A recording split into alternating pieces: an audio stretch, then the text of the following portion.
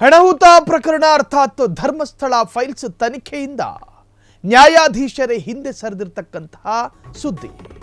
Dharmasthala files ತನಿಖೆಯಿಂದ ಹಿಂದೆ ಸರಿದ judge ಘನ ನ್ಯಾಯಾಧೀಶರು ಜಡ್ಜ್ ಧರ್ಮಸ್ಥಳ ಕಾಲೇಜಿನ ಹಳೆ ವಿದ್ಯಾರ್ಥಿ ಎಂಬ ಆಕ್ಷೇಪ. ಈ ಪ್ರಕರಣವನ್ನ ಬೇರೆ ಕೋರ್ಟಿಗೆ ವರ್ಗಾಯಿಸಲು ಜಡ್ಜ್ ಮನವಿ. ತಾನು ಧರ್ಮಸ್ಥಳ ಕಾಲೇಜಿನ ಹಳೆಯ ವಿದ್ಯಾರ್ಥಿ ಎಂಬುದು ಸತ್ಯ,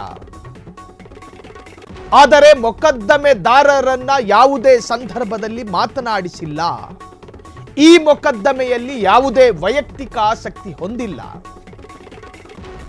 ಆದರೂ ಕೇಸನ್ನ ಬೇರೆ ಕೋರ್ಟ್ಗೆ ವರ್ಗಾಯಿಸಲು ವಿನಂತಿಯನ್ನ ಮಾಡಿಕೊಳ್ತಾ ಇದ್ದೇನೆ.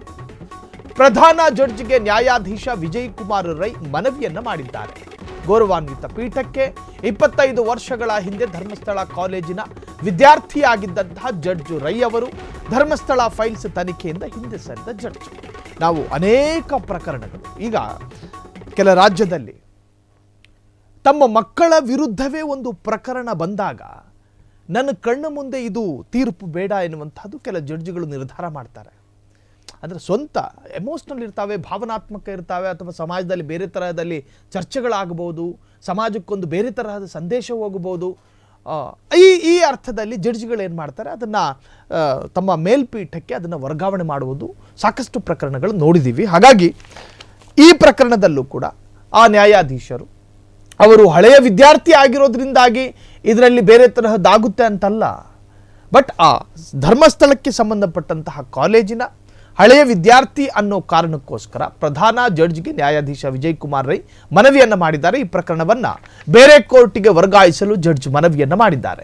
ತಾನು ಧರ್ಮಸ್ಥಳ ಕಾಲೇಜಿನ ಹಳೆಯ ವಿದ್ಯಾರ್ಥಿ ಎಂಬುದು ಸತ್ಯ, ಆದರೆ ಮೊಕದ್ದಮೆದಾರರನ್ನ ಅರ್ಥಾತ್ ಯಾರ ವಿರುದ್ಧ ಮೊಕದ್ದಮೆ ಇದೆಯೋ ಅವರನ್ನ ಯಾವುದೇ ಸಂದರ್ಭದಲ್ಲಿ ಮಾತನಾಡಿಸಿಲ್ಲ. ಈ ಮೊಕದ್ದಮೆಯಲ್ಲಿ ಯಾವುದೇ ವೈಯಕ್ತಿಕ ಆಸಕ್ತಿ ಹೊಂದಿಲ್ಲ.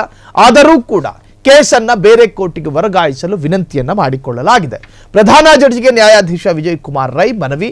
25 ವರ್ಷಗಳ ಹಿಂದೆ ಧರ್ಮಸ್ಥಳ ಕಾಲೇಜಿನ ವಿದ್ಯಾರ್ಥಿಯಾಗಿದ್ದಂತಹ ಜಡ್ಜ್ ರೈ.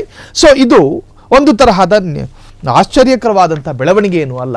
ಸಾಮಾನ್ಯವಾಗಿ ಒಂದಷ್ಟು ಪ್ರಕರಣಗಳಲ್ಲಿ ತನ್ನ ಕುಟುಂಬಸ್ಥರೇ ಕಟಕಟೆಯಲ್ಲಿ ನಿಂತುಕೊಂಡಾಗ ಆ ಪ್ರಕರಣವನ್ನು ನನ್ನ ಕಣ್ಣ ಮುಂದೆ ಆದೇಶ ಬೇಡ, ಇದನ್ನು ಬೇರೆ ನ್ಯಾಯಾಧೀಶರಿಗೆ ವರ್ಗಾಯಿಸಬೇಕು ಎನ್ನುವಂಥ ಮನವಿಗಳು ವ್ಯಕ್ತವಾಗೋದು ಸಹಜ.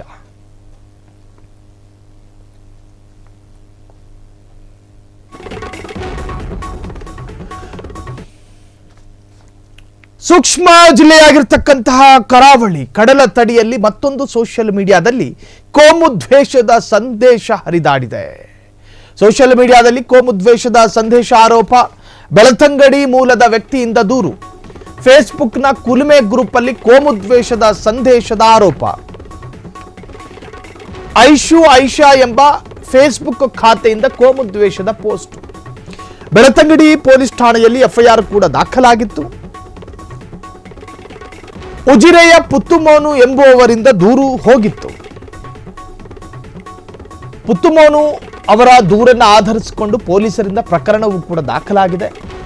ಸೋಷಿಯಲ್ ಮೀಡಿಯಾದಲ್ಲಿ ಕೋಮುದ್ವೇಷದ ಸಂದೇಶ ಆರೋಪ. ಮಂಗಳೂರಿನಲ್ಲಿ ಕಮ್ಯೂನಲ್ ಗಲಾಟೆಗಳಾಗಬಾರದು ಅನ್ನೋ ಕಾರಣಕ್ಕೋಸ್ಕರ ಸರ್ಕಾರವೇ ಒಂದು ಟೀಮ್ ಅನ್ನ ರಚನೆ ಮಾಡಿದೆ. ಅಲ್ಲಿ ಈ ಹಿಂದೆ ನಕ್ಸಲರ ವಿರುದ್ಧವಾಗಿ ಹೋರಾಡ್ತಾ ಇದ್ದಂತಹ ಟೀಮ್ ಅನ್ನ ಕಮ್ಯೂನಲ್ ವಿಚಾರವಾಗಿ ಗಲಾಟೆ ಆಗಬಾರದು ಅನ್ನೋ ಕಾರಣಕ್ಕೋಸ್ಕರ ಆ ಟೀಮನ್ನ ಈ ಟೀಮಿಗೆ ಕನ್ವರ್ಟ್ ಮಾಡಿ ಸರ್ಕಾರವೇ ಅದನ್ನ ನಿಗ್ರಹಿಸಬೇಕು ಅಂತ ಹೇಳಿ ಯೋಚನೆ ಮಾಡ್ತಿರ್ಬೇಕಾದ್ರೆ ಈ ಮಂಗಳೂರಿನಲ್ಲಿ ಒಂದಷ್ಟು ಜನರಿಗೆ ಏನಾಗಿದೆ ಅನ್ನುವಂಥದ್ದು ಅರ್ಥ ಆಗ್ತಾ ಇಲ್ಲ. ಫೇಸ್ಬುಕ್ನಲ್ಲಿ ಸೌಹಾರ್ದತೆಯನ್ನು ಕೆಡಿಸುವಂತಹ ಪೋಸ್ಟ್ಗಳನ್ನು ಹಾಕೋದು. ಐಶಾ ಎನ್ನುವಂಥ ಒಂದು ಅಕೌಂಟ್ ಅಂತೆ, ಅದರಲ್ಲಿ ಒಂದು ಪೋಸ್ಟನ್ನು ಹಾಕಲಾಗಿದೆ. ಇಲ್ಲ ಸಲ್ಲದ್ದು, ಅದೇನು ಸತ್ಯಕ್ಕೆ ಹತ್ತಿರವಾಗಿರೋದೇನಲ್ಲ.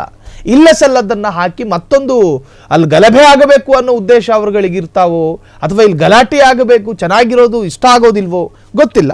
ಒಟ್ಟಾರೆ ಆ ತರಹದೊಂದು ಪ್ರಕರಣ ದಾಖಲಾಗಿದೆ. ಬೆಳತಂಗಡಿ ಮೂಲತಃ ವ್ಯಕ್ತಿಯಾಗಿರುವಂತಹ ಪುತ್ತುಮೋನು ಎನ್ನುವವರು ಬೆಳತಂಗಡಿ ಠಾಣೆಗೆ ದೂರನ್ನು ದಾಖಲು ಮಾಡಿರುವಂತಹದ್ದು. ಈಗಾಗಲೇ ಆ ಪ್ರಕರಣವನ್ನು ಪೊಲೀಸರು ಗಂಭೀರವಾಗಿ ಪರಿಗಣಿಸಿಕೊಂಡು ಪ್ರಕರಣವನ್ನು ಭೇದಿಸುವ ಅಥವಾ ಈ ಪ್ರಕರಣದಲ್ಲಿ ಆರೋಪಿಗಳಿಗೆ ಸರಿಯಾದಂತಹ ಕ್ರಮವನ್ನು ಜರುಗಿಸುವಂತಹ ಪ್ರಯತ್ನದಲ್ಲಿ ಆ ಭಾಗದ ಪೊಲೀಸರಿದ್ದಾರೆ. ಈಗಾಗಲೇ ಕೇಸು ಕೂಡ ದಾಖಲಾಗಿದೆ. ಸೊ ದಾಖಲಾದ ಬೆನ್ನಲ್ಲೇ ಆ ಭಾಗದ ಪೊಲೀಸರು ಸಂಬಂಧಪಟ್ಟಂತ ಆರೋಪಿಯನ್ನ ಹಿಡಿಯೋದ್ರಲ್ಲಿ ಈಗ ಪ್ರಯತ್ನದಲ್ಲಿದ್ದಾರೆ. ಕ್ಷಣ ಕ್ಷಣದ ಸುದ್ದಿಗಳಿಗಾಗಿ ಫ್ರೀಡಂ ಟಿವಿ ಸಬ್ಸ್ಕ್ರೈಬ್ ಮಾಡಿ, ಲೈಕ್ ಮಾಡಿ ಹಾಗೂ ಫಾಲೋ ಮಾಡಿ. ಹೊಸ ಸುದ್ದಿಗಳ ನೋಟಿಫಿಕೇಶನ್ಗಾಗಿ ಬೆಲ್ ಐಕಾನ್ ಮೇಲೆ ಕ್ಲಿಕ್ ಮಾಡಿ.